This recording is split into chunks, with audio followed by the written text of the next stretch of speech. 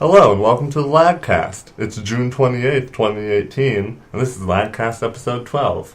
We're your hosts. I'm Will, and I'm here with Max and Sam. And what kind of outrageous thing do we have this week? Should I just go for it? Yeah, Go I think for you it. should tell us. Yeah, I'll just go for it. So I found this particularly hilarious. A BioWare producer stated that the release timing of Breath of the Wild and Horizon Zero Dawn are the main significant reasons that Mass Effect Andromeda ended up getting reviewed badly and failing. Ha ha ha. Nope. Yeah, Missed the mark. They, after everything they did wrong with that game, the characters came out looking like pudding. That's the kind of excuse that you give to a room of stockholders who don't know anything about games themselves. That's true, isn't it? Yeah. I wonder what the context for this statement really was.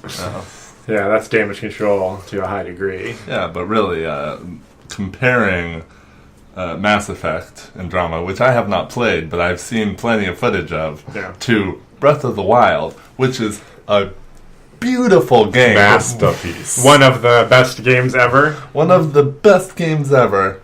And, they obviously have a team of artists working on every little detail in that game. Yeah. Whereas Andromeda, it was all coded in, and that's why it failed. Yeah, ugly. Gotta pay your artists. Yeah, like, when it comes down to it, the reason Andromeda failed was because it was one of the most easily made fun of-able games ever made. Ridiculous is the word I was looking for. Yes. Yeah. Ridiculous. Unfortunately, the BioWare developers are kind of notorious in the last couple of years for making really, really dumb statements. Right. So it kind of seems like Excuses. BioWare might be not doing so hot right now. Like, maybe there's going to be some layoffs. Well, yeah, aren't they owned by EA? Mm-hmm. Yeah. No. Ugh. It's only a matter of time. Yeah, It all comes back to EA. EA only needs, no excuse to ever shut down a game studio, so if they're going to give them every excuse. Yeah. well, how about we jump into some news with another dumb thing? Regale us. Okay, so Bethesda is suing Warner Brothers for copying Fallout Shelter in their Westworld mobile game. Oh, really? And they provided one example for this lawsuit, which I just found particularly hilarious, because even with the images, I found it unbelievable. It says, the Westworld mobile game copies Fallout Shelter's bar room, complete with characters sitting at tables drinking oversized mugs of beer. Okay, hold on. Hold on. There's a Westworld game? Yeah, it's a mobile. Yes, it's a mobile game. And considering Fallout Shelter is like a very popular mobile game, it might be good. Yeah. Considering it's a copy. I mean, I can't see a judge ruling that Bethesda has a copyright on sitting in a bar drinking oversized mugs of beer. So there's got to be more to the lawsuit that's more specific, like gameplay-wise, I assume. Well, they do say that they copied Fallout Shelter's game design, art style, animations, and features. Ooh. But I feel like that is all highly unspecific. Yeah, that could be anything. Yeah, exactly. And we're back to the conversation we've had before about, what is non-copyrightable versus copyrightable in terms of gameplay mechanics. So many games have all, throughout history, been copies of other games, refinements of other games' ideas. You mean like these Battle Royale games? I mean, it even goes back way farther. I'm reading... Castlevania. That's true. Everything's a copy. Well, and, I'm reading this book that we got in, The History of Video Games in 100 Objects, and we're going back to the very first games ever mass-produced, old stuff on the Atari and Pong and stuff. And every time one of these games came out, there would always be, 5 to 30 other pieces of similar software that would just liberally rip everything about it off. So I think there's a rich history in video games of copying both crappier versions and slightly refined versions. And in a lot of ways, PUBG kind of proved that if you have the good idea and you make it first, you can make your fortune before the next guy comes along and makes it better. If you get there faster. And on that note, Bluehole has dropped their lawsuit against Epic Games. Yes. Really quickly. Wait, I thought Bluehole was... Oh, that's right. Never mind. That is PUBG. Yes. All right, cool. No surprises there. Exactly. according to IGN, The Last of Us 2 is a great step forward for queerness in games, but doesn't go far enough. And they've just completely sold me off of this game. Oh, but I saw someone say on Twitter that it's all well and good that the characters are going to be gay, but they're going to suffer a lot because queer characters can't be happy. Well, Wow. It's The Last of Us, which is a very dark, Unhappy. unhappy world. That is true. Yeah, so I don't see it why just- queerness should be a factor at all in a Exactly. mushroom zombie apocalypse, but whatever. Yeah. Yeah, that's kind of how I feel. Excuse me. Tetsuya Nomura? I think that's correct. Nomura. A Final Fantasy main character designer since Final Fantasy V stated that the reason that they announced the Final Fantasy VII remake so early is because they wanted to beat anyone's chance to leak it, Okay. which I thought was pretty funny. That's a unique excuse. Yeah, that's for sure. Why not? I got two more. Okay. EA has shelved their new Star Wars game, which they announced a couple months back. They had a side studio that was working on it, and it was supposed to be an Star Wars RPG where you played like a Jedi.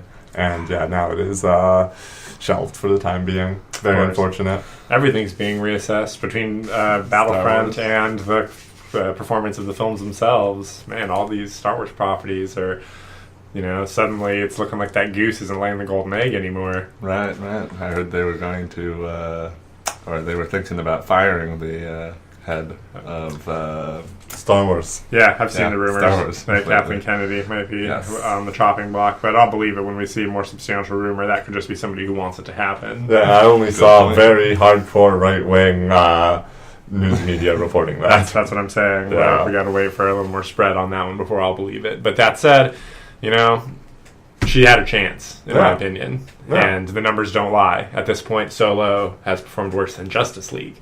And Justice League is acknowledged by everyone to be a huge commercial flop. That's So really bad. anybody who tries to tell you, both domestic and foreign grosses are going to end up slightly lower than Justice League. Oh my god. So anybody who tries to tell you that this movie did just fine is lying or doesn't know. Wow.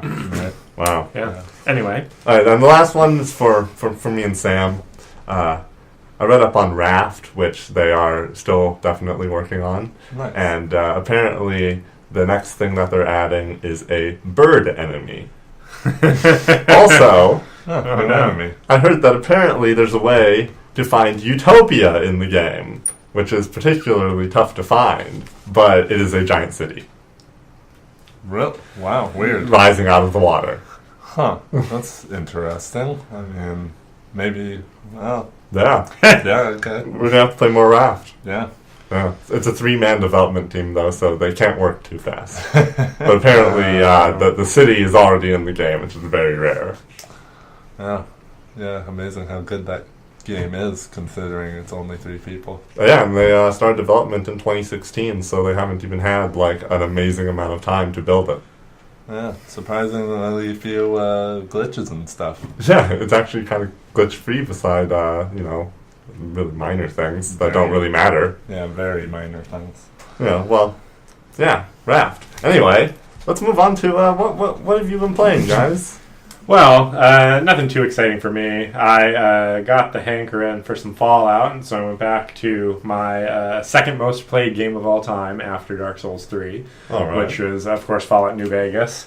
Got like an hour in. It's all right, but I decided that my nostalgia for my previous gameplay was going to be overshadowed by the unfortunate negatives of that game, which I'll shine through so strongly now. Yeah, that's kind of my problem, too. I think I put a good, 40-something hours into Fallout 4. Fallout 4? Yeah. Okay. Yeah.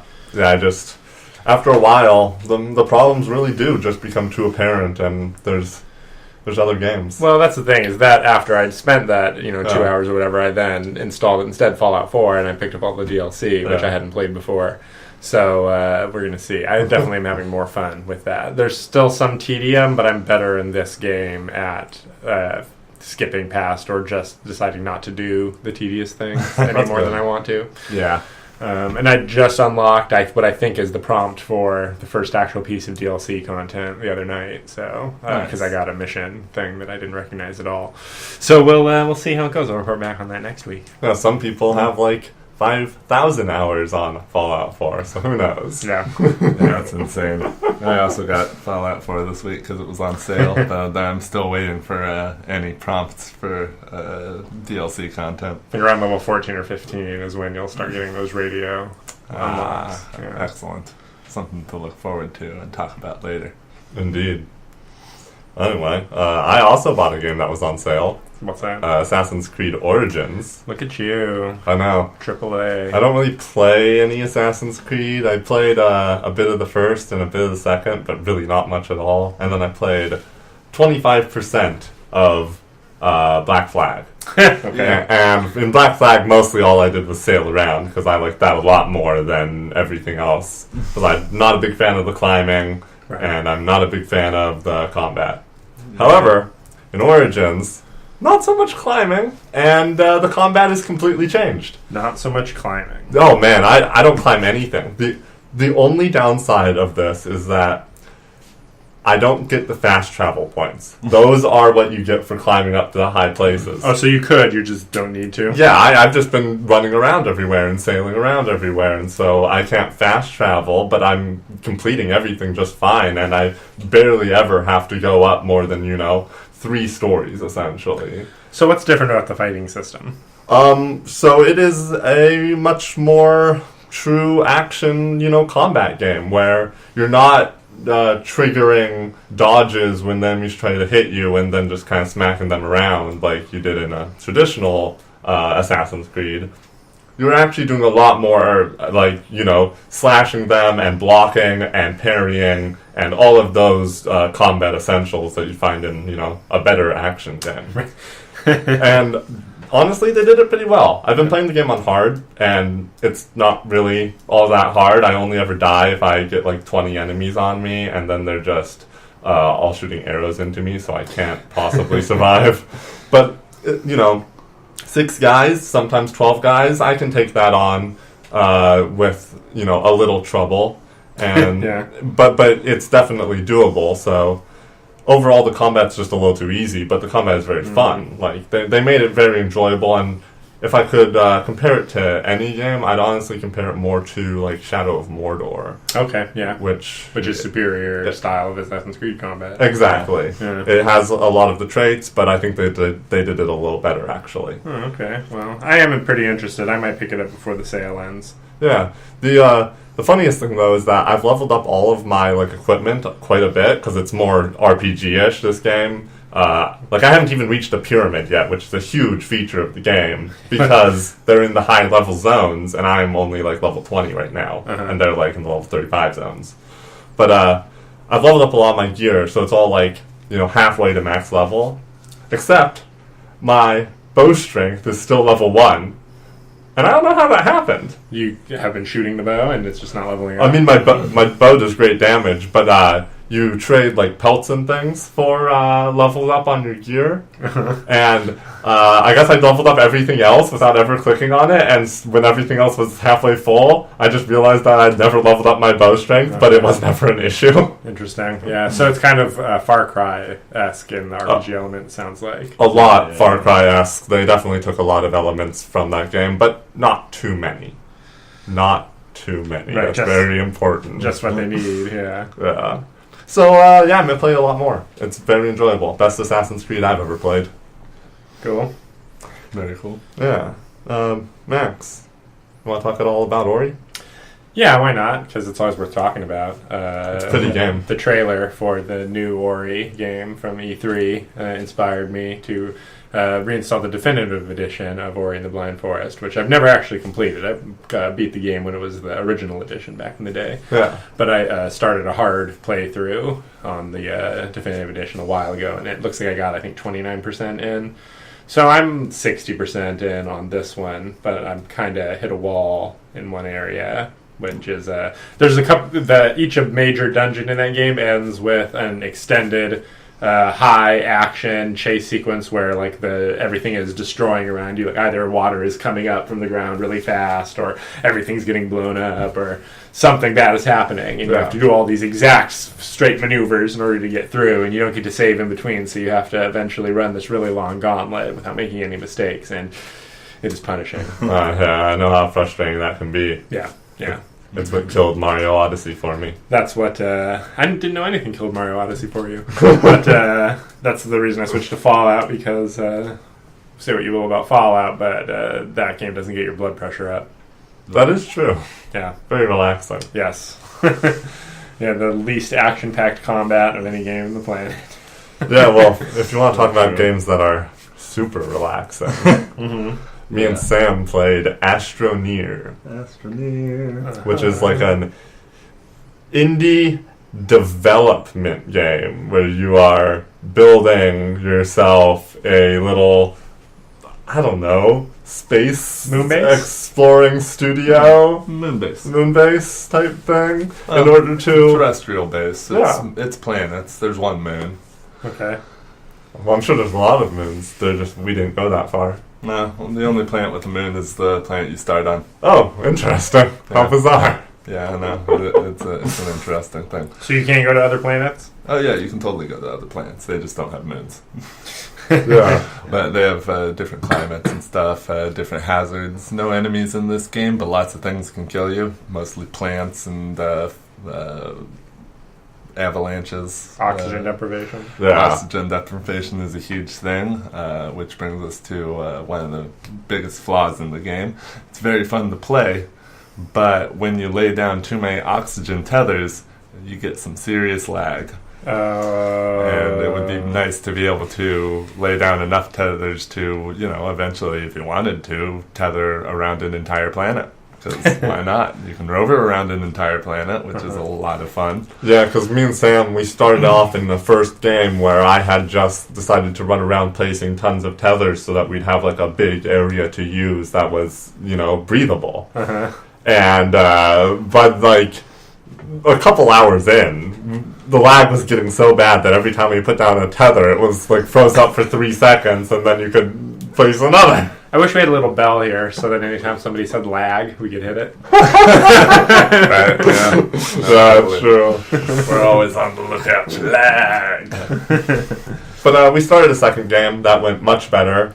Sam is a production genius that created a whole system that worked very effectively, that by the time we accomplished space travel, we could accomplish a lot of space travel. Really? Like, we were super over-prepared and ready to go, and it went really well. I just made sure to make everything, put it in places with things that are like it, so all our material changing and smithing and what's smelting? Yeah, smelting. And condensing. All of that stuff is like in the same place, and all our research stuff is in the same place, and then all our manufacturing printers and fabricators are all in the same place. So it's real easy to get everything around, and then huge storage because you can only things don't stack. Okay. They all slot into either your backpack, your gun, or storages that you make, where you have to actually place each thing in its slot. Everything's physical. Everything's physical. Yeah, because one of the main parts of the game is researching so you can make more things, and you have to go and get these big things that essentially are like the size of 4, although they technically take 2 slots, but they're big. Yeah. You go and find these things. They're rare objects that are like unknown, and you slot them into the research machine, and then you get research points. And it tells you what they are. Yeah, and I'd say that's like the main function of the game in order to progress. And it works pretty well. It's pretty fun overall. You go out with a train later in the game once you have a bunch of cars connected that all have slots. Rovers together. And you drive it out there, and you pack it full of stuff. And you take it back to base. Of every weird building game I've ever watched you guys play, from Minecraft to Raft and all these things I've ever seen you guys do, this one does seem the most like I'd have a good time playing it. Interesting. Yeah, it's fairly interesting.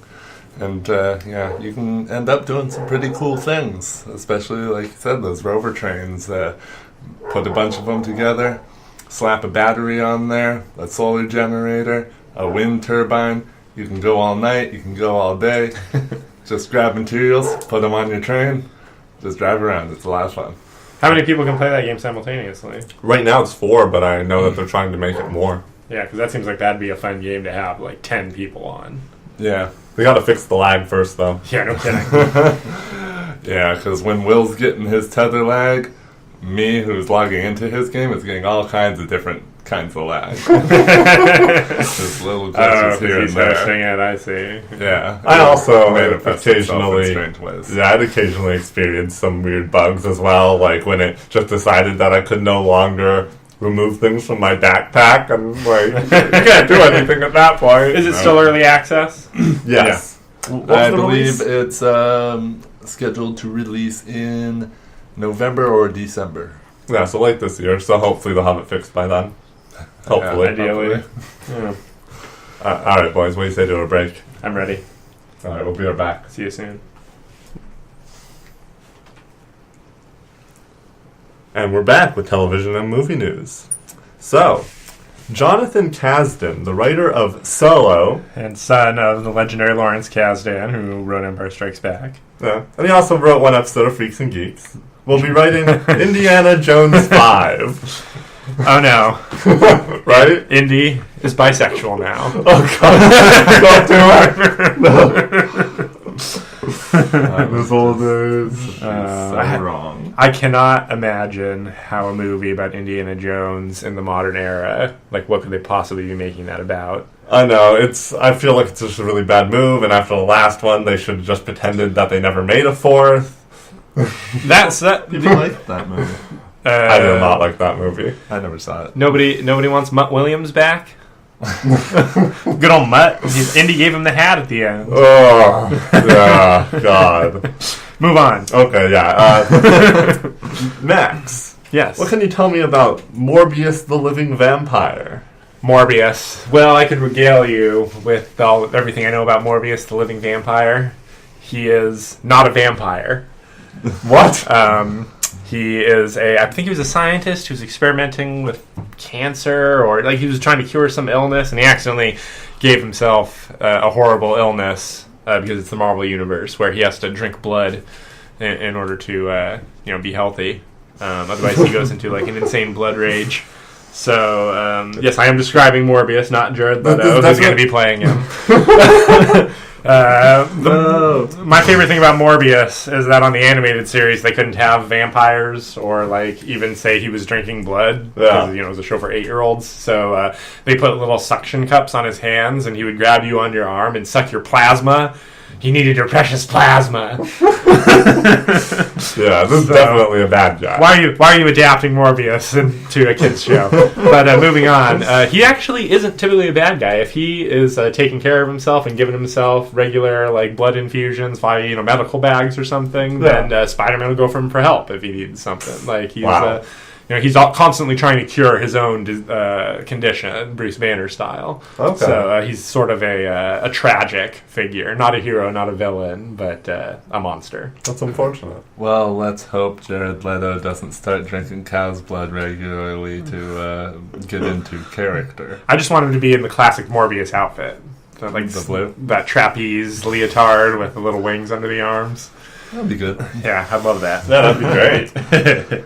Moving on, Steven Spielberg is producing a 10-episode Halo TV series for Showtime. Steven Spielberg, he's really getting himself in with the gamers, isn't he? Yeah, Ready Player One and this. It seems like he thinks that he knows the way of the future and he wants to be on that crest, the crest of that wave. That's true, but what can they really do with Halo? Because Halo's a good story. I mean, if they go all out. So are they going to use Master Chief? Why wouldn't you? That's Halo. Okay. Oh, dear God, yeah. What if they don't? Oh, shit. Well, that would just be a mistake. I just think about how they end up shooting this. Because this Master Chief, he doesn't really talk too much. He talks. He's an authority figure, and you can tell by the way he orders people around. Master Chief does talk? He definitely talks. I feel like he doesn't talk for a long time. Like, maybe not in the first true. 2 games. Really? I feel like he talks to that hologram. I feel like Cortana talks a lot, but I don't recall. Oh gosh, I just haven't played a Halo in Maybe so long. he But I don't know for sure that you're wrong. Does he only talk to Cortana? Is that the thing? It's just usually Cortana's the only thing around to talk to. That's true. Right, well, and later on, when he's teaming up with the guy from the alien race, Yeah. talks to him probably. Oh, interesting. Yeah, very interesting. One of the 6 listeners is screaming at their iPhone right now. Yeah, we don't know Halo well enough. Sorry. Oh, man. But no, if you go like the whole thing with the flood and what are the aliens called? I can't remember. Yeah, I do not remember. Just the flood. I mean, it's easy to remember the flood. But yeah, with the whole thing with the alien guy being like an honorable warrior and eventually going against it, like you could get like a fairly good sci-fi drama out of just straight adapting upon those games. I think That's actually true. A straight adaptation would be pretty cool. Yeah, absolutely. If you're using the entirety of everything, from the Halos themselves to the humans and the aliens and the flood, I mean, it could be good. Flood are like very alien-esque, like the whole melding into you and turning you into a monster. And And they don't seem like they have like much consciousness or individuality. Right. I remember being a kid and that blurry ass halo in the sky looked pretty cool, and I was like, wow. I know, right? So now imagine it now in HD. Sci-fi legend Harlan Ellison has passed away at 84. Just today. It was announced today. I don't know. He died today. But yeah, we just found out earlier today. It's too bad. He wrote the classic Star Trek original series episode, The City on the Edge of Forever, and a wealth of other short stories and popular works. The movie A Boy and His Dog is based on his writings. He was a real cranky guy, and he hated to be referred to as a sci-fi author. So that's funny. Yeah, yeah. Sci-fi legend Harlan Ellison. Yes. May he rest in peace. He will be missed. He will be missed. And the Justice Department has signed off on Disney to acquire Fox Entertainment properties. Here we go. So unless Comcast somehow steps in with some sort of last-minute bid, we are probably about 6 years away from seeing Hugh Jackman meet Star-Lord. Jesus. Oh my god. Deadpool swinging around making jokes about the Marvel Universe that he's now in. Yeah, that's... Wow, everything's owned by Disney. Here we go. Oh my god. Buy Disney stock. Buckle up, everybody. Yeah. Oof. How about we get into some light watching? Yeah, well, Luke Cage came out, and Sam half-watched all of it, and Yes, I've watched a 10th of it. A 20th, sorry, 20%. A fifth. 1/20th. 1/20th. So we'll have thoughts on that for next week in more detail, but so far, so good. That's good to hear. Yeah, I like some of the music sequences I heard. Yeah, that's probably that's all my I'll favorite say. part, and what makes it stand out so much above all the other Netflix superhero shows is the music is just so much better. The music and the color palette. It is the only That's one true. that's interesting to look at all. Like, literally, like, there's yellows, there's reds, there's greens, there's blues, like, there's dark scenes, there's light scenes. Sometimes he's fighting people at night, sometimes he's fighting people during the day. Yeah. Like, it's the most visually varied, and it's so much more fun to watch than your Daredevils or your Jessica Joneses. Yeah, I completely agree. Yeah. But we didn't do an episode last week, so we're catching up on the final 2 here of Westworld. So let's try to split it up a little bit. Yeah, let's dial take it back. one at a time. I bet you guys are itching. And that's a lot. That's a lot to dial back because so much is revealed in the final episode. But the episode before that was it was fairly William-centric, wasn't it? The episode before that was... Because that's the one where he shoots his daughter. Yes, Yeah. but it was also a little bit... well, I'd just say it's probably the darkest episode we've gotten, because not only did William shoot his daughter at the end of that episode and prove that he's wacko bonkers crazy because he shot up a bunch of human rescue team, Yeah. but that is also the episode where Teddy takes his own life. He shoots himself in the head because he loves Dolores, but he doesn't like what Dolores has been doing, and he had to end himself. Yeah, it seemed like the slaughtering the Ghost Nation people when they met, the two parties met, and then when I was not totally clear on what happened, but it seemed like the Ghost Nation actually wasn't harmed at all. Like they all just got up and left, and he saw the guy who's like Achedeka's number 2 just like walk off after having clearly killed him. That's a good point. Achedeka's number 2 was, he was there for a while after that. Because then he just like turns back and he looks at Teddy as he's walking away, and he just like glares, and Teddy's like, "Oh, what have I done?" But he didn't like being a monster, so he put a bullet in his head. Yeah. Oh man. Man, we got a ton of scenes outside of the park in all of William's flashbacks. We saw what happened with his wife, like fully in full, and his relationship with his daughter. And we saw a quick glimpse of a psychological profile, which let us know that he was basically a paranoid schizophrenic. Oh, yeah. Who has delusions of grandeur and is totally paranoid. Which we then saw in action when he gunned down his own daughter, saying, "Fuck you, Ford." Fuck you, Ford. My own daughter, you're going to use her against me, make a host of my daughter, how dare you. And so then that one, not too much else to note really happens in that episode, because it's just moving pieces into position with Bernard and Charlotte. Right. And and Maeve's kind of just on the operating table that whole episode while they kind of prep their crazy bomb into I'm so good at the names usually. Clementine, yeah. And let's go ahead and move on to the finale. The finale. Which, whoa. My goodness. The final revelation, and we don't know if they've been planning this from the beginning, but that all of the scenes we've seen of Dolores speaking to Bernard in that basement and doing their little tests, like that has been going on since season 1, was actually Dolores testing Bernard, Arnold's actually at first. Right. In the cradle, I think the implication was, right? I believe so, yeah. Yeah, not actually like physically, new builds each time. Yeah, it sounds like it, though when she was done making Arnold, one of them, he just ended up killing himself again. Right, and one of them killed her, didn't he? We saw him holding a gun to her head. Oh, yeah. Yeah, so lots of starts and stops on that, but that's an interesting circular loop with Arnold making Dolores, who killed him, and then Dolores making an Arnold that killed her, and then making a Bernard, who also killed her in this episode. Yes, he did. Who then remade her. Remade her and put her into the... Charlotte. Charlotte's a replicant. I should stop using that name, replicant. A host version of Charlotte. Which is a great twist, because it turns out that any scene in the previous episodes where Charlotte had been knowledgeable that Bernard was a host meant that Dolores was the one in charge. Right. It was sad to see Elsie finally die, and no coming back from that one. The hilarious twist, of course, was Ashley Stubbs, delivering the most blatantly obvious dialogue. Like he almost turned and looked at the camera and winked. Almost. He was like, I was hired here and brought in to protect the people of this park. You might say it's my core drive. My cornerstone. But he uses both of them separately. It's like they didn't think we'd get it the first time. They wanted to make sure. Super funny.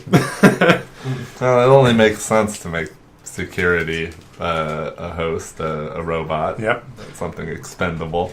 It's we got Ben Barnes back finally after just seeing him sitting in a chair being a junkie in flashbacks in previous episodes.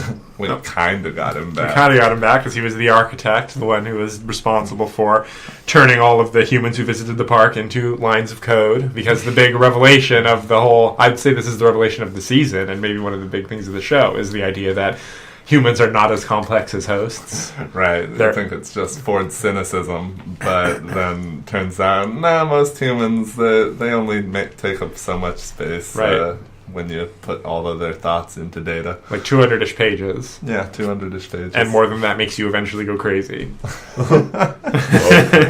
Yeah. But it seemed like they were doing it simply in the cradle by trial and error. Right. Just put the codes in, what you think they're going to be, see how they react based on how the actual people acted when they visited the park. I don't know. The way I read it was that he perfected the process with Delos first after running him through the cradle a million times. That's true. And then once he got it down, he was able to easily transcribe anybody into a book. Because he had tons of people there. He had the security guy. Everybody. Yeah, like the security guy who knows how often he visited the park. But, So, yeah, that's true. So, was there anything else you want to mention besides how gross it was when Ed Harris was digging around in his arm, with 2 fingers fully in all the way up to the second knuckle, just digging around everywhere. Yeah. Then he blew his hand off, and we got to see the little finger bones sticking out of the ends of the blasted off fingers. And he just kept going. Because he's a monster. Yeah, I guess. I mean, we don't really get to see how much of a monster he really is. Like you said before, I mean, his big secret is that there's a darkness in him that he contains perfectly. Right. He's never done anything bad outside of the park to anybody, but people can tell there's a darkness in him, so he's just, that's civilized to me. Not even that people can tell. Just his wife and his daughter can see darkness in him, but everybody else he knows doesn't see it, and he laments that fact. That's true. So last, It's just funny. anything to say about the post-credit sequence and what it might say about that? It's so confusing. It's so confusing. It's just there for Reddit to try to create new theories for next season. For all we know, Nolan lurks the Reddit board and does these scenes, and then waits until somebody comes up with a really good idea, and then writes it down in the show. Absolutely. Yeah, that's the thing. I mean, are they both hosts? Were neither of them hosts before, but now they're both hosts now? It could be anything. Right, is this I don't think that it could be his real daughter, right? Because she said they've done it so many times and she's the same age she was, so... Yeah. Yeah, so they're probably both hosts now. So, Sam, Westworld Season 2, scale of 1 to 10, what do you say? I would put it at a 9. A 9? Yeah. Some of the best television out there. I will have to give it also a 9. Man, stellar reviews. Yeah. I mean, it's literally... You can't find a fault in it. I mean, despite our previous episode, me mentioning a fault I thought I found in it. But, I mean, in a previous episode, I didn't catch this mistake, but I guess in one sequence when they're showing Sweetwater, when Bernard first goes into the cradle before we meet Ford, you can see Maeve walking down the street, you can see the camera crew behind her. And people noticed on Reddit, and when the episode, they reloaded the episode about an hour later, and in every repeat broadcast of the show, they had taken them out already. So, wow, that's incredible. Yeah. That's really cool. I actually need to go back and check out that episode and see if they put any blood on Teddy's hand after he killed that guy. Oh, yeah, that's true. Yeah. But, those are all so minor flaws. I just felt that this season was a little bit more confusing with the timelines The timelines were more pointless than the first season. Right, and that's why season 1, 10, season 2, 9. The season 1 had such a great reveal based on the timelines with the reveal that William was the Man in Black. Oh, man, so satisfying. This season's time loops were just, we want to tell the story in a confusing way because that way you don't understand what's happening if you told us linearly. It would be very interesting to see what the season would look like if somebody just edited it into completely chronological order. It would be interesting to see. Yeah. I did actually read a report earlier that viewership was very much down for Season 2 of Westworld, 14% down from Season 1, and the finale was 30% down from previous episodes. Reviewers have been savaging it. It is not popular online. A lot of diehards like it, but everybody considers this to be a sophomore slump. That's the primary mood that I've gathered. Interesting. I completely disagree. Yeah. The performances are A+. You can't ask for better acting on a TV show. Oh. Although, also comparing it to Season 1, they were having a lot more fun with things, with the hosts turning on and shutting down, and I feel like the actors were doing a better job with that season. The Abernathy actor was so good at making you believe that this was a crazy robot. I don't think anybody's as good as him at the whole acting like a robot thing. Yeah, but he was doing that great in Season 1, too. That's what I mean, in Season 1. Yeah. That's when he was doing it good. In this one, we only saw a brief glimpse of him, and most of it he was lucid. And Bernard is, I guess, our only other real example of a guy who's kind of doing that same scramble thing, but he's only got the one personality, so it isn't as interesting as a million things popping out randomly. Yeah, it's weird that we don't get more of that from Dolores Wyatt. Yeah, it's really weird. The first few episodes of this season, it really made you think that Wyatt was a thing. Yeah. And she even called herself Wyatt a couple of times. But like halfway through the season, that whole thread kind of just dropped. She was still referred to by others as Wyatt once or twice, I feel. But yeah, mostly it seemed like it was just a more brutal Dolores. And once she turned Teddy into Grizzly, she was practically season 1 Dolores again. True. Yeah. All right, well. Show. Great show. Great show. Everyone should watch it twice. Yeah. Yes. So, should we move on to some character rankings? Crack that laptop. I remembered to put two lists together this time. Once again, we will be choosing between the Doctors or 3 randos. I'm down for 3 randos. Yeah, okay, we can save... Man, I want to get those Doctors, but eventually. I feel like this is a joke now. Alright, randos. Alright, they're not that rando. It's just people who didn't slot easily into 3 character bits. And the first is going to be Commander Deanna Troi, ship's counselor. Troi. Huh. Interesting. Troi is Geordie-like in that she is very badly served in many episodes. Right, especially her own episodes, most of her own episodes. The episode when she takes the command test is very good. That one is great. Other than that, ugh. The one with the candle and the ghost suitor. The one with the alien that impregnates her with a super fast growing child that she then has to give up. The premiere of season 3, yes. Yeah, there's a lot of bad ones out there. There's a lot of bad. But she's great and she's just supporting. She is good. She's great in First Contact. She is great in First Contact. She gets drunk on tequila. Yeah. And she's always good in Voyager, too. When is she in Voyager? Anytime that Barclay's around. Oh, she does show up in the Barclay ones. I forgot. And in fact, Barclay does kind of make Troi work better. Because it makes her necessary. Right, he needs her. Yeah.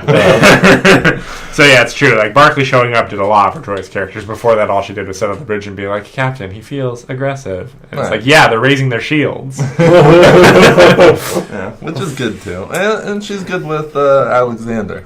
Helps work through that, which can be, interesting. Alexander. Yeah, I'm with Max. We're not rating Alexander here. Yeah, he's a bottom shooter, honestly. Don't wait until he's on this list. Worst Klingon? That's debatable. Anyway, for Troi, I'm looking around Commander Saru. Point that out for me. Right here in Space 31, underneath Ensign Harry Kim, just above Lieutenant Malcolm Reed, currently. I would rank... I would rank her below Wesley, probably. Below Wesley? Wow. I would rank her... I don't know if I could rate her above Brian. Wesley. Above Wesley? Yeah. I think I agree that I like her better than Wesley. So we're going to go above Wesley. It's a fair compromise. I am overruled, and that is fine. All right, number 33. That's going to be... I believe she's a commander. Yeah. Commander. She takes the commander test. Yes. I think you have to be at least commander rank to take that test. Right. That's correct. Interesting. Right. Who was next, Max? Next on the random list is another bottom shooter. Oh, no. It's Cass. Oh, Cass. Who? From, remember Neelix's 7-year-old girlfriend.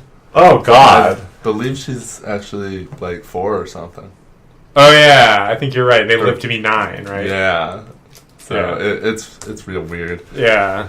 How low can we go? Yeah, Cass is worse than Troi. Kind of similar in, how she's served and what she's asked to do on the ship, because she's pure support. Yeah. And is is acknowledged as being so boring that they immediately replace her with another character 3 seasons in. Yep. Better or worse than Chakotay? I can't rank her below.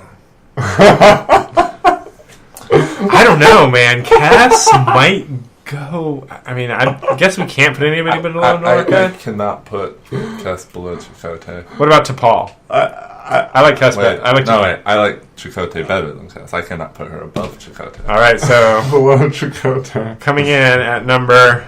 Ooh, this was our 50th ranking, guys. Congratulations. Coming in below, Commander Chakotay, number 49 out of 50. It is Kess. My God. Yeah, that makes sense. 2 under T'Pol, who she kind of acts similar. Yeah, T'Pol though gets better, and Right, does because she's so much better utilized. right. Still, poor Chakotay. All right. Last on the list is a non-Starfleet officer who served on one of the ships, and that is 7 of 9. Oh, I like 7 of 9. The one who replaced Kess. Exactly. 7 of 9 should be bad for the Borg, like as a concept. Like if you were just told, like, oh yeah, they got a Borg, like they pulled one out, she's a hot chick, like she's got a little bit of Borg on her, but like nothing that would stop her from being a hot chick. Like you'd think, like, okay, this character's not going to be good, but she's such a good other angle on the learning humanity angle, because she's learning humanity again. Yeah. Not learning it for the first time like every other I'm learning humanity character. Sure. So she's a nice counterpoint also for the Doctor. They work well together. She makes Janeway better. That's definitely true. Every time Kate Mulgrew is acting against Jerry Ryan, she seems to be more entertaining. She really does genuinely seem to have good chemistry with her. Yeah. And the character just works, and kind of makes Harry Kim useless, and she's a much better science officer when she shows up than he is. I never thought of that, but it's so true. Yeah, and the only real black mark on her career is that she thought Chakotay was hot. Yeah. Really? I remember, like, this last episode, they reveal that they have a romance. Ugh. Yeah, that's It's like second to last or last episode. They did that because they wanted to do something to make Robert Beltran happy because he was so unhappy being Chakotay. And they were like, well, we'll let you have a romance with Jerry Ryan. But then they, like, saved it for the last day. Oh, man. Well, all in all, she's pretty good. She's a pretty good character. Voyager is better with her around, and she kind of is a good, like, Voyager-style character that would not work as well on any other show, really. Wow. So I'm thinking she's probably going in the top half of the list, honestly. I agree. So. Is she better than Catherine Janeway? That's a hard one, actually. I think Janeway might be better.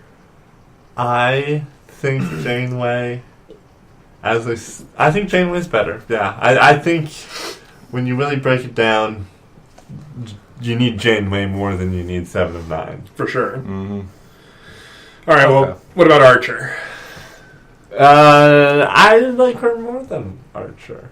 Are they splitting? Is she really going to split the medal? Is 7 of 9 now the exact average character on the list? Although the list is pretty top heavy. We like pretty much everybody until we get to... well, yeah. If she's the average, that's a good average. Or Pulaski. At number 44 is really only what I consider characters we don't like. Yeah. But yeah, I think so. So slotting in at number 26 out of 51. Is this going to work? Yes. Yes. Now, is this spelled out or is it the numeral? I'm going to do it spelled out. 7 of 9. Yeah. Yeah. Might as well. Right, it's a name. When she's on the board, it's numericals, but when she's free, it becomes... Yeah, because that's how it works. You can't have numbers in your name. All right, 51 characters on the list, guys. But I think we've circled the halfway point as far as like the amount of characters that we're actually going to get on the list. So, yeah, things are going to be interesting. And I got to say, at this point, if any of our 6 listeners had some characters they wanted us to rank that they haven't heard so far, I would say yes. Listener, send us that list. Just they have to have appeared on more than 2 episodes. Yeah. 6 listeners, I believe in 20. All right, sounds good to me. 6 is fake news. Some of them, one of them has to like Star Trek, right? Yeah, and that's like a character we haven't ranked or hate a character we haven't ranked. Yeah. Yeah, exactly. All right, shall we take a break? I think that's a good idea. We'll be right back. If I get my mouse working. You know. And we're back with comic news. But first, the Transformer of the Week. All right, well... Who is this, Max? This is Chromia, who we're 95% sure we haven't talked about before. I'm pretty dang sure. Yeah. Chromia is one of the main female Transformers introduced to the universe by the IDW comics at the same time as Windblade and Nautica. Mm-hmm. And she's sort of like a honorable royal guard person. She's Windblade's bodyguard. and she's tough. She's Must real be. tough. Yeah, turns into a motorcycle, she turns into a Tron motorcycle specifically. Yeah, that's kind of why I picked her, because she had a lot of the big translucent cockpit piece that looked real nice. Yeah. Windshield, that's what I was trying to think of. Cockpit might be more descriptive because it That's has true. that whole archiness to it. Yeah. She's a weird character in the comics because there's this whole murder mystery thing in the first Windblade arc that it turns out that Chromia was actually responsible for it and she goes to jail, but then later they kind of hand wave it away and then she's just out and doing stuff again. Huh. Even though, she killed some people. Wow. But, Chromia, very cool figure. I bought it twice, both this individual one and when I got the Titans Return, the Titan Hunters box set. That was the San Diego Comic-Con exclusive. That's a very cool set because they put a bunch of super large weapons from much larger figures into the box with the deluxe size figures to wield, and it just looks awesome. All right. Very cool. Yeah, definitely. All right, so Will, tell us about the comic news of this week. All right. Well, first off, DC has announced a Walmart exclusive 100-page giant issue containing new stories and reprints for $4.99. Yes, this was the thing they used to do, the giant-sized 100s. Yes. And it's a very good idea because it's a collection of small, it's an anthology with, you'll get a Justice League story, you get a Batman story, you get a Dr. Fate story, and it's a good way to sell, the backlist characters at the same time as the main characters. It's just kind of unfortunate that it's Walmart exclusive. It's weird. It's good that, in the way that it's going to get comics into a much larger market than they're currently available in. That is true. More hands. Right. If any people pick these up, and I guess it's going to be 80 pages of reprints and 20 pages of new story, which is they've got real big superstars. I think Tom King's doing one of the story. Brian Michael Bendis is doing his first Batman story. Okay. In the giant sizes. Yeah, exactly. And Nick Darrington's drawing it too, so it's going to look amazing. So, oh God, I hate that. Bendis So they're just gonna gets the best artists. They're gonna stick these on displays and they're gonna sell like crazy, and Right. it's gonna show good numbers, and Walmart is gonna want more comics. Hopefully, That would make a good gift. And hopefully people will read these stories and say, oh, I'm interested now, and I'm going to go and find the local comic shop, and I'm going to start buying comics with these same artists and writers that I'm now getting a nice $5, 100 pages of. That's true. That In the sounds world, fun. Yeah. In the world of economics, this is probably a good move for comics in general. Yeah. It's interesting that the covers don't mention the creative teams. It's unfortunate. I think that they should put all of the names on there because it's big names. It would definitely sell to people who know about comics who happen to be at Walmart. Is it just there's too many people who work on these big 100-page giant issues? It would be 10 names to put on the cover because it's 5 stories, and each one you would want to put the writer and artist on there. And some DC artist or somebody on Twitter did a quick mock-up of the covers, and he showed how easy it would be to put those names into one of the blank spaces up on the title bar next to the logo. And so it is unfortunate that they're not doing that yet. Yeah. Hopefully they will do that, because DC traditionally has been one of the better companies, I think, at getting the... popularizing the writers and the artists. They're even doing that thing where they're putting the artist's name first on some of their books. Wow. Yeah, I mean, just think about Bendis. Yes. We all know Bendis. Right, yeah, put his name on there. People know who that is. Exactly. Well, anyway, moving on. Transformers and Star Trek animated crossover announced from IDW. So this is a lot of fun. I would say that, I don't know, Sam, have you ever watched the Star Trek the Animated Series? I have not. Have you, Will? One episode, basically. Yeah, I would say that Star Trek the Animated Series is probably our biggest blind spot as far as officially released Trek stuff. Yeah. I've never I think I may have tried to watch one episode once and I couldn't get through it. That's my story. I do intend to go back and watch it eventually, but yeah, this crossover that IDW announced does look like it could be a lot of fun. One guy I follow on Twitter occasionally posts Star Trek animated series memes, and they're always funny, and it makes me kind of tempted to go and watch it. See, if I saw a bunch of memes, it might be then worth it to go in and watch, and then be able to have that extra layer to laugh at. Okay, but anyway, maybe we should watch an episode or two together and see what we think. Yeah, that's a good idea. I'd probably be down for that. That sounds fun. Yeah, but anyway, how do they plan to make Transformers and Star Trek cross? Do we know? Hey, man, X-Men, Star Trek is a thing. I think they did it in the early 2000s. It was great. Spock did a Vulcan neck punch on Wolverine and knocked him out. Nice. If you'll recall, I did read that Star Trek Green Lantern crossover that came out last year, and that was just like all fan service, and therefore was very entertaining. I think that IDW is definitely a love it or hate it right now as far as the stuff that they're putting out. Some of it's very good, some of it's very bad. So I don't recall, unfortunately, the creative team they announced for this, but we shall see. They could have fun with this, and they could have a Star Trek crew inside of a Transformer directing it through space. I think that the fact that it's Star Trek animated and not regular Star Trek, because they own the rights to all of it. Like they could do whichever they wanted. The fact that they're choosing to do animated says to me that this is probably going to be some sort of comedy book. Okay, yeah. So it's going to hinge very heavily on whether or not the person writing it is funny or not. Got it, yeah. That sounds about right. And then the last piece of news, Nuclear Man. From Superman 4, The Quest for Peace. Nuclear Man will make his comic debut in Bendis Action Comics. That's right. Bendis, when he moves over to Action Comics after Man of Steel is done. In fact, I think he's going to be writing Action Comics and the main Superman title, so everything Superman is Bendis. Goddamn. He's bringing in old electric fingernails, Mr. Sunpower, the Nuclear Man. It's unfortunate because Bendis has previously ruined Nuclear Man in comics back during his Avengers run for Marvel when he took the character the Sentry, and who is essentially the Nuclear Man, and dumped him into the garbage fire that he was building in that book. Yes, indeed. So shall we move on to some comic reviews? Yeah, I think we should just move on to some comic reviews. All right. And rather timely, we actually have the first issue of The Sentry. So I want to go on record here and say that I'm probably the biggest fan of the Sentry in the world. All right. I'm just going to say it right here because nobody else is going to want that title. I feel comfortable stating it. And that said, I think he's only appeared in 8 good issues of comics, maybe a little bit more than that. Wow. Because his original miniseries is good. Okay, so that's 8 issues by itself, but it's pretty good. Very good, in fact. But that's just sort of an off-continuity take on Alan Moore's Miracle Man. And then the same guy who wrote that series, Paul Jenkins, then tried to write another series that was sort of a redo of the origin that brought him into the main Marvel Universe. Yeah. And he himself couldn't even recapture the magic. That miniseries is just okay.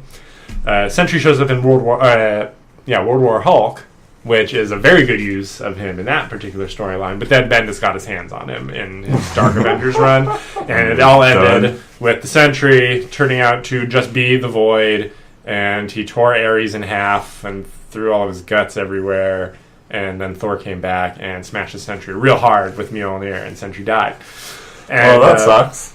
So then, if I may just continue the backstory here, Sentry was revived by the Apocalypse twins during Rick Reminder's Uncanny X-Force, and was the Horseman Death for the Apocalypse twins. And I haven't read any of his appearances in any other comics after that. I believe he has come back and not been evil, but been like blue, looking kind of Archangel-esque, but the Sentry version of Archangel. Yeah. And that leads us to issue 1 of The Sentry by Jeff Lemire, drawn by Kim Jacinto, I'm going to guess is how that name is pronounced. Huh. Which is a very interesting issue of comics. Will, what did you think of The Sentry? So at first, thought it was starting real slow, and I know that they're just explaining things, but I was like, yeah, I know where this is going. It's pretty bog standard. He's very much especially in this, sort of a Captain Marvel, with his little Marvel family.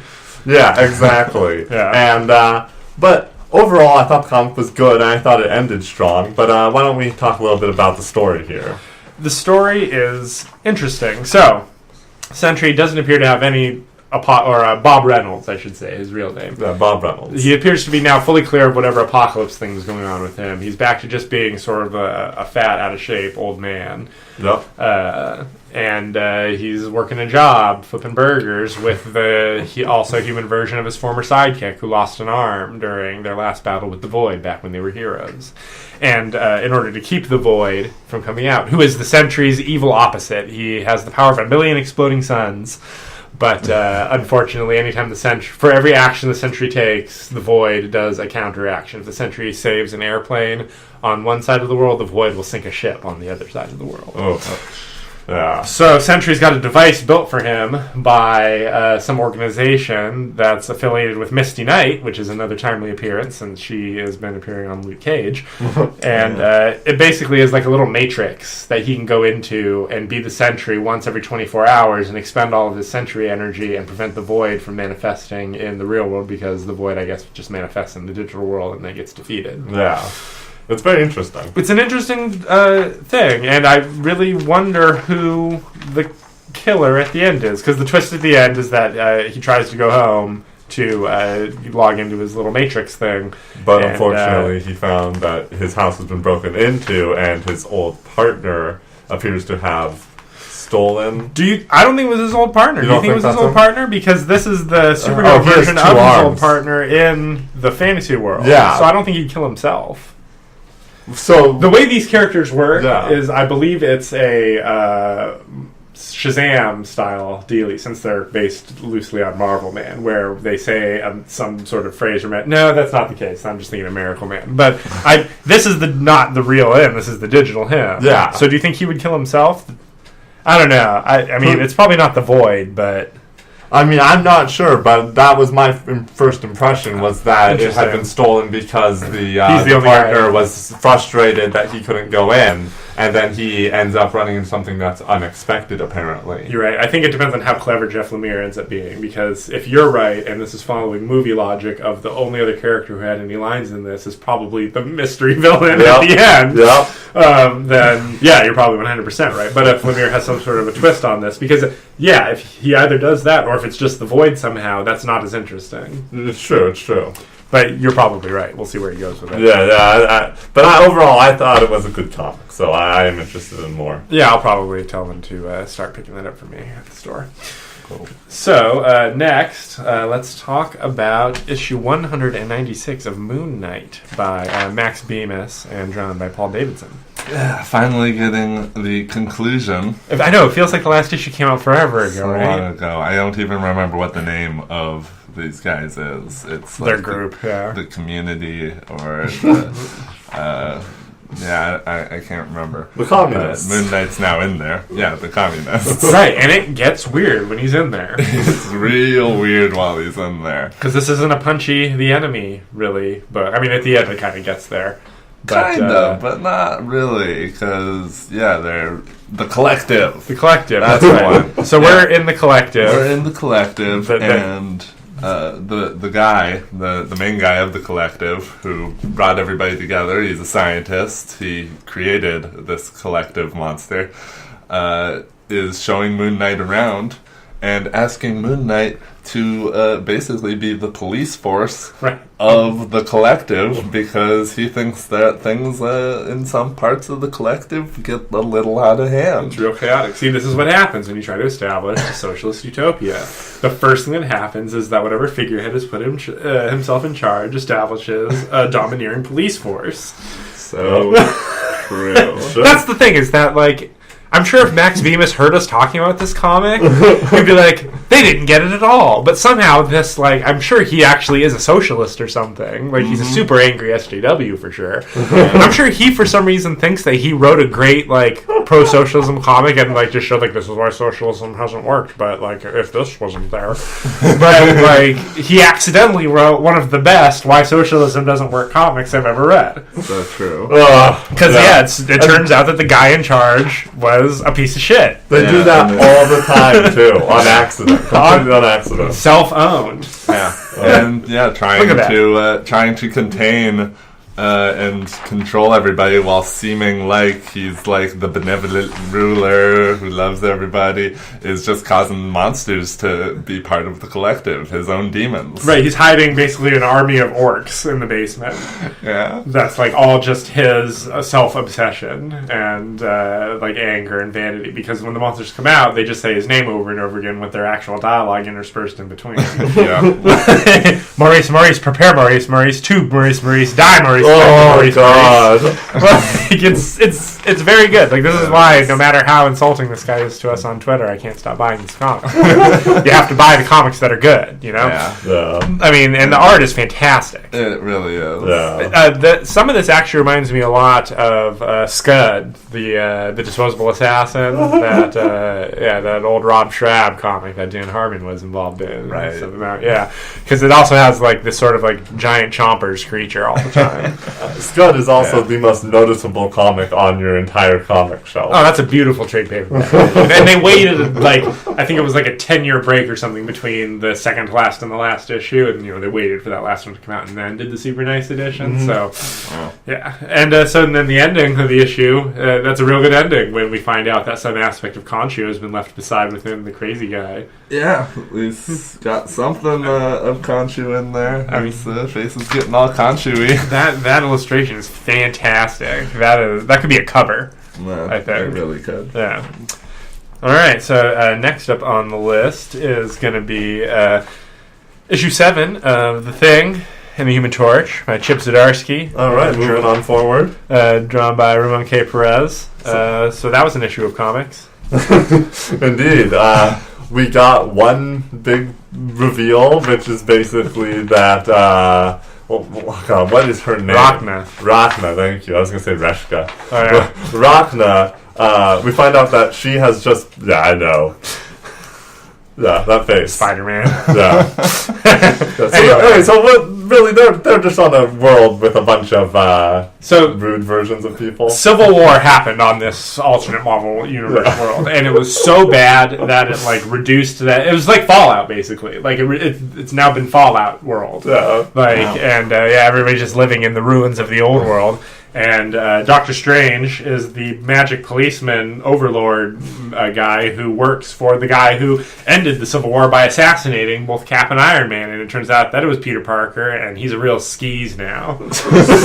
God. So he's turned his world into Battle World. Mm-hmm. And a giant coliseum, basically, that they end up throwing our guys as well as Doom into. All right, a depowered Doom. He can't use his magic, and his armor's been evaporated off of him. Because Doctor Strange is just a huge dick. Doctor Strange is like, oh, that's fancy armor you got there. Would it last 1,000,000 years? And then he casts a spell that makes time age for 1,000,000 years around Doom's armor, and it just crumbles to dust. Yeah, it really... which is pretty cool. Yeah.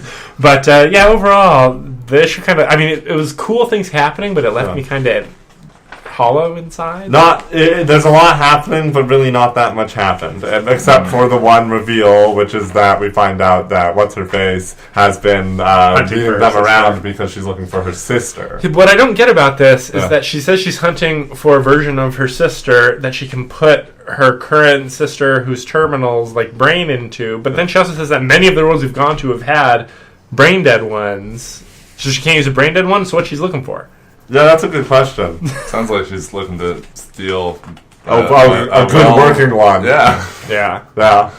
No, it's very confusing. I don't understand, because she definitely seems to think that she's the good guy. Yeah, she ends up running away and activating the teleportation device and ditching our Thing and Human Torch in the middle of the desert in a different world. Spider-Man's Battle World. Yeah, Spider-Man's Battle World. We might get a lot more Spider-Man Battle World. I don't know if I could do a whole other issue of Spider-Man Battle World, man. Peter Parker's just such a sleazebag. Oh, another 3, man. Wow. Just wait. It's, God, Chip Zdarsky, just, sometimes you're good, sometimes. Anyway, moving on to another comic written by Jeff Lemire, author of the Sentry. Issue 5 of The Terrifics, drawn by Doc Shaner again, which, man, this issue looked good.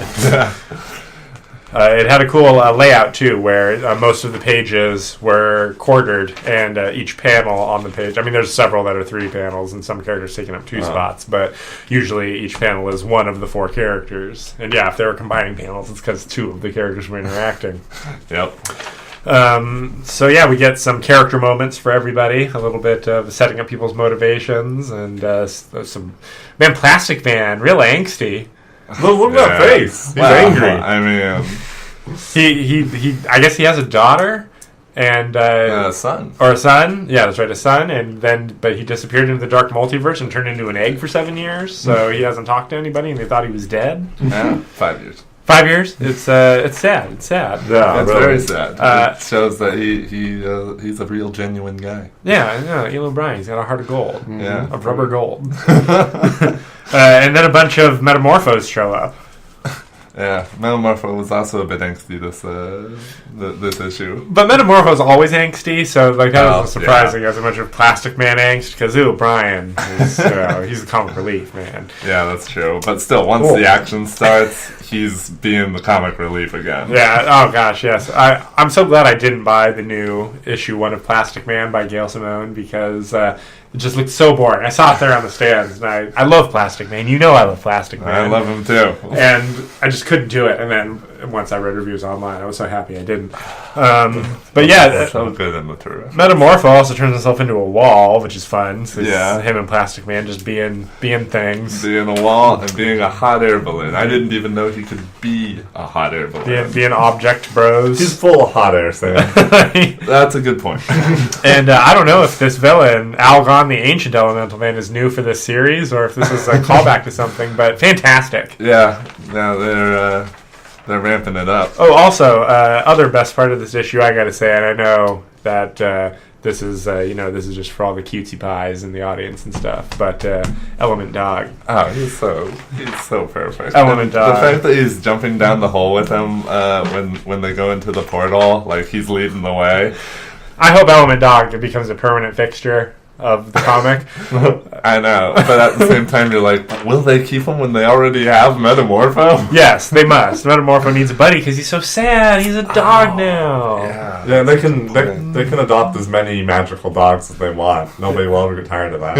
And Doc Shaner on Twitter said that he made Element Dog a pit bull because he wanted pit bulls to have some good representation in media. Oh, well, that's just nice. So we know that dog is going to be a hero.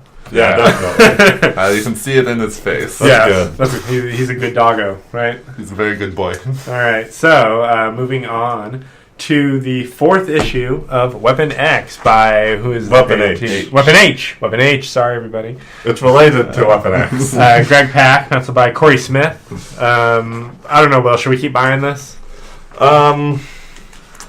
It's just it's one issue of comics. It's like it's treading water at this point to me. Exactly, because it's not terrible, but it's not good. It's just a read. It's right, exactly. And here's some action, competently drawn. The most interesting thing is that he lights the forest on fire with his rage from the enemy that can ignite rage. Right, exactly. Because those who know fear burn at the touch of the man thing. Yeah.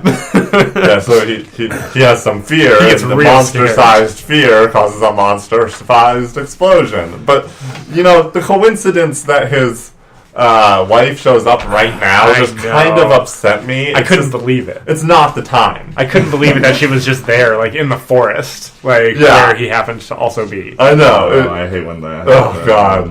Yeah. So, I don't know. I could go without it, but maybe one more. We'll see how many things are coming out the week the next issue is released. Oh, God.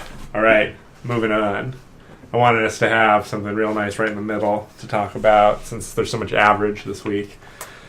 And that's Venom, issue 3 by Johnny Cates, penciled by Ryan Stegman. That's a good cover. I like the cover. So good. This is the Venom comic that 15-year-old Max, 10-year-old Max would have been like, no way. Yeah, it's true.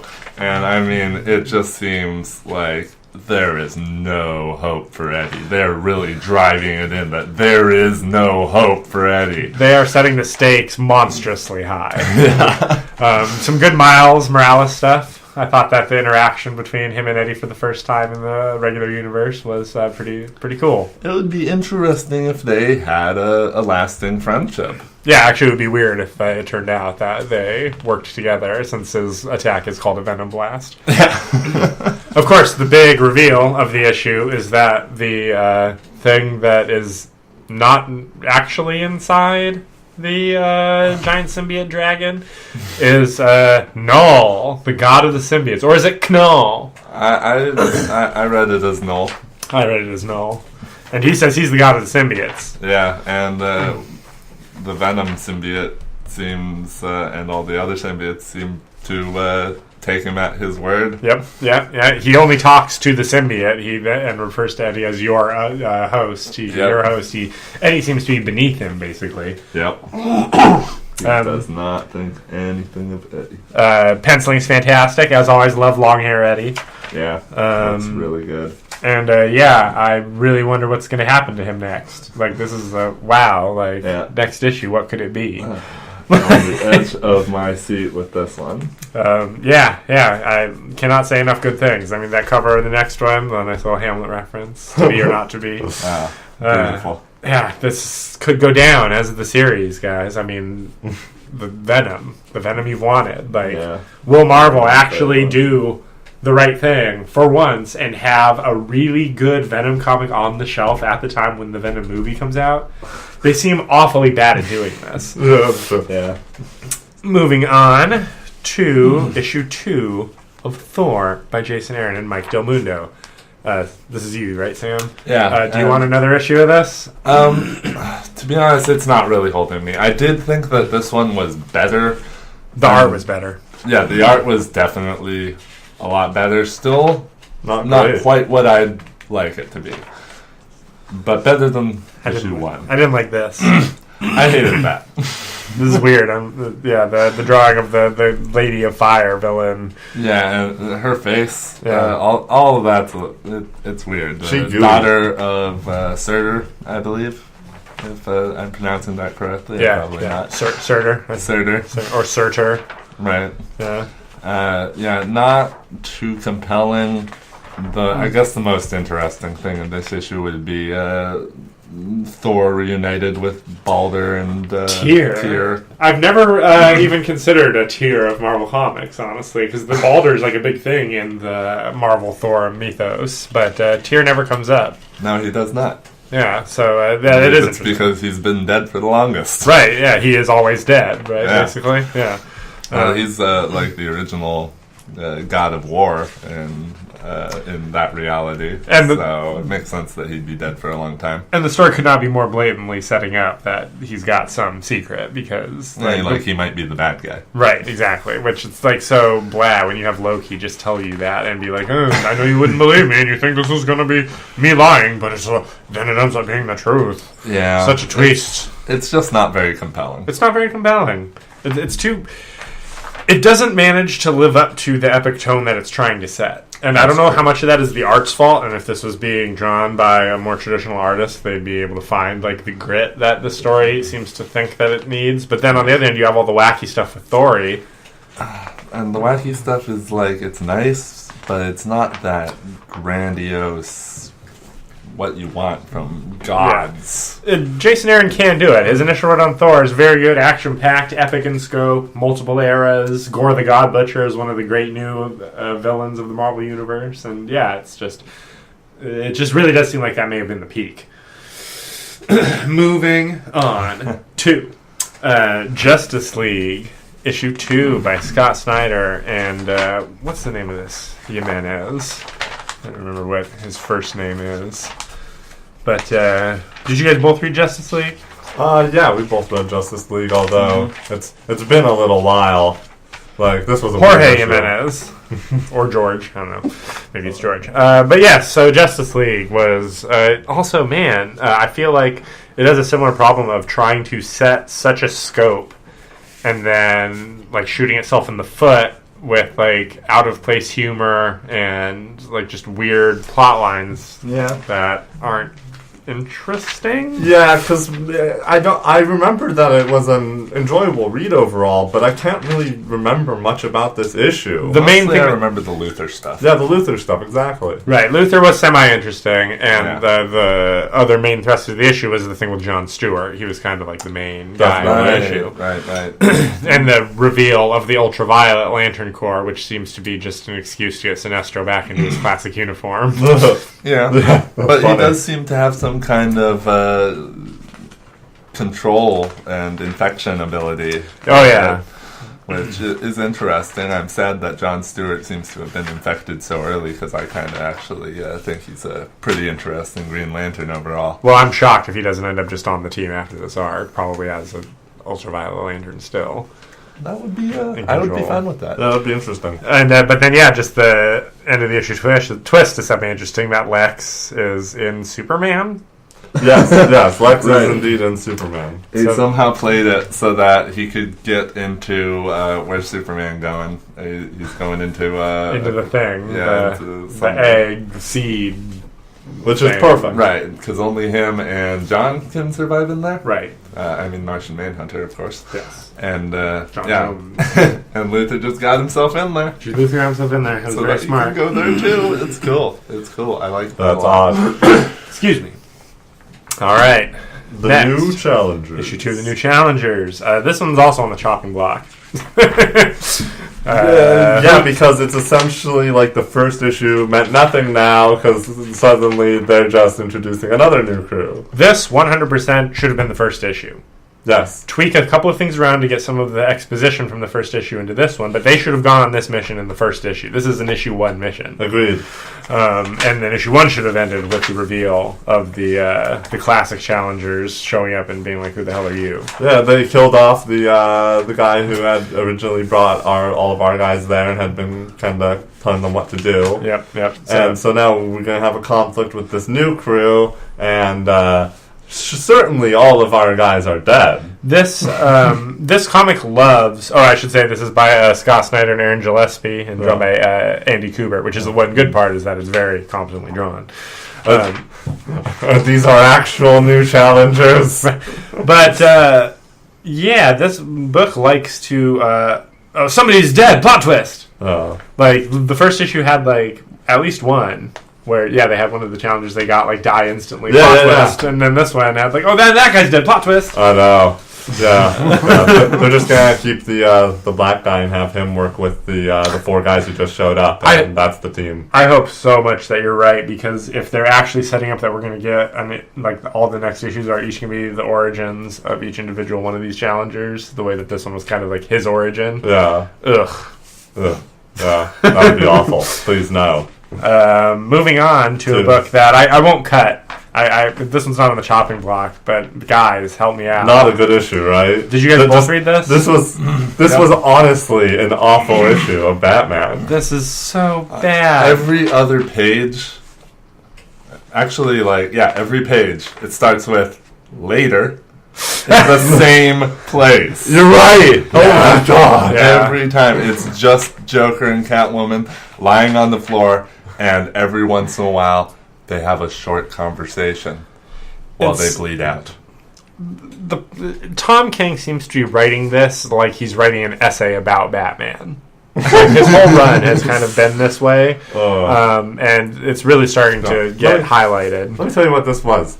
He said, I have a great idea. And then he just made it instead of realizing it wasn't that great of an idea because you actually have to write it into a full-length comic. I've shielded you guys from a lot of Tom King's run. Mostly I've only had you read issues that I thought were good. Like, you don't understand how that you didn't read the whole I Am Gotham first 6 issues all the way through the I Am Bane. I think that was like issue 18 that was running through. And the War of Jokes and Riddles, which just should have been like a 4 issue, and it was like 9 issues.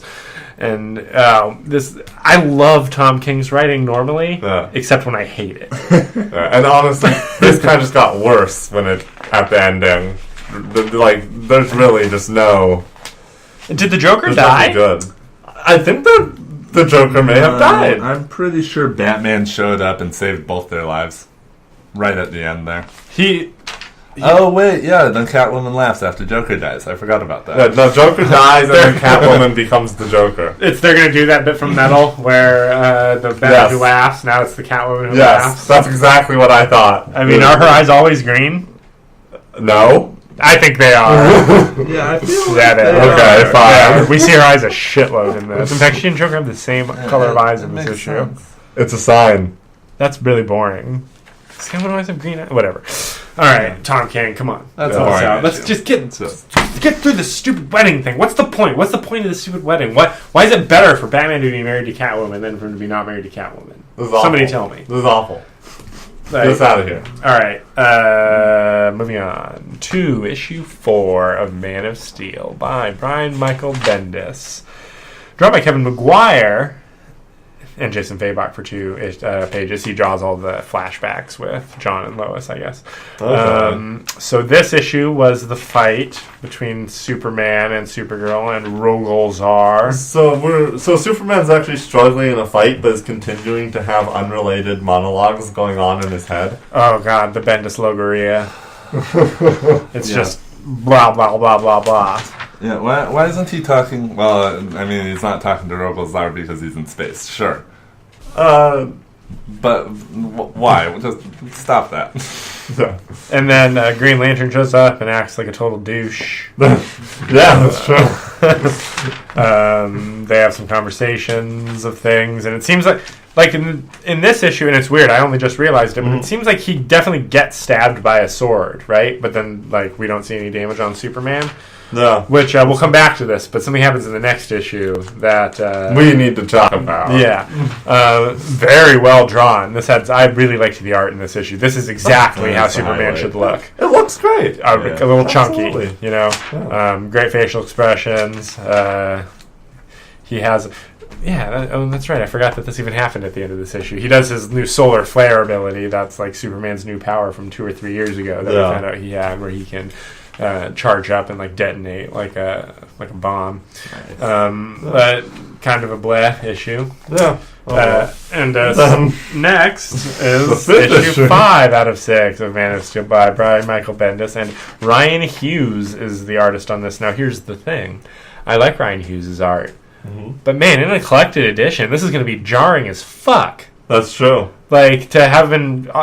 we've had a different artist on each issue, but like the color palette has basically been the same all the time. And until now, yeah. And he draws such a different style. Now this I love, because yes, it's dark in space. Like, we wouldn't have like a real clear look at this. The sun's back here, he shows us. Like, this is a great shot. I really do like Adam's art. I just like the logo, how bold it is. He does like different, like weird sort of experimental things that are all great. So weird, like in a collected edition with the other issues. And because the guy drawing the last issue is the guy who's been drawing all the Lois and John flashbacks, so that's going to go back to being more standard art, like at least in with the other guys. And this is so different from that. Yeah, it is. And for the most part, the art is very good. But then we get to the scene where the Justice League is there in the hospital room. Yeah, it starts here, I guess, in the scene where Supergirl is saving the children from the fire. Yeah. You start to see fewer lines. You start to see weird things happening with some of the coloring. You start to see, like, there's, definitely fewer lines, like less detail being put into the pages. Although I do kind of like some of these looks. And then what happened here, guys? Like, what's going on in this page when they're... Look at that. Look at little Superman. They forgot to finish that one. Look at the background. They legitimately forgot to finish it. Yeah, it does have an unfinished look about it. So, another weirdly confusing thing is that Superman, I guess he uses vision to put a symbol onto a metal pan so that they can figure out what the symbol is. I guess he saw this on Rogol-Zar. The really confusing thing about this symbol is that this is the Flash's symbol. I know. It is 100% like just like if somebody messed up drawing the Flash's lightning bolt, and it was just a squiggly line. I was actually surprised that nobody mentioned it here, because the Flash is there. They all just looking at him going, oh God, he's retarded now. I'm sure had Bendis seen the art and then written it out, like he would have had somebody say something, I guarantee you that was Hughes. And he just made the symbol weirdly close. Yeah. And I honestly don't remember ever seeing that symbol on Rogol-Zar. There is a moment when Superman notices it in the beginning of this comic. The thing is, it is not at all clear where on Rogol-Zar he's seeing it. Like, it's on his axe or maybe on the handle of his axe. Oh, I think you're right that it's on the handle of his axe. Yeah. Okay. And so Rogol-Zar's... At first I thought this was the sun. No, and then I went the back. center of the planet. Yeah, and then I realized what this page was actually showing us. I know. Right, he's digging down in. Okay, but let me give you my main gripe, which is the fact that I don't see any reason why Rogol-Zar left Superman alive on the moon. That's the thing, right? Oh, that's the thing we wanted to talk about. Yeah. Is that once again, it looked like he did an execution move. Like first in the last issue, he stabbed him through the chest with like a greatsword. They just never show the stabbing; they just show Right. motion. And then in this one, we see him do basically a beheading motion with the axe that has that symbol on it, and everything goes red. Ugh. And like in the page, we don't see anything, but it looks like we may be supposed to have implied that Superman's head was cut off, even though we know that there's no way that happened. But yeah, so is he like prepping him for something? If he's just going to blow up Earth anyway, what? Yeah. What's going on here? What's going on here, Brian? Okay, so either Bendis is a genius or Bendis has no clue. Have been many an argument on the internets about which of those two is the correct answer. Oh God! Wow, And that's woof. We got through all the comics, fellas. that was quite a bit. Already. All right, so wrapping this up, you should go and give us a follow on Twitter at THE_LAAG. That's _lag. Follow us on Twitter. We're real interesting. If you want to give us any comments, have us read anything on the air, whatever you'd like, you can send us an email at lagentertainment@gmail.com. Again, that's lag with 2 A's, LAAG. You can listen to us on Libsyn at lagentertainment.libsyn.com. You can find us on some of the podcasting apps, and you can also find us on YouTube. Just search up the LAAGCast, give us a follow, and hit that notification bell. And yeah, we'll be on iTunes soon. I guess we'll start advertising this week, and soon more than 20 viewers. Sounds or good. listeners. All right, welcome everybody. Thank you so much for listening, and we'll see you next week. Bye. Thank you. Bye. Thank you. Bye. Thank you. Bye. Thank you. Bye. Thank you. Bye. Thank you. Bye. Thank you. Bye. Thank you. Bye. Thank you. Bye.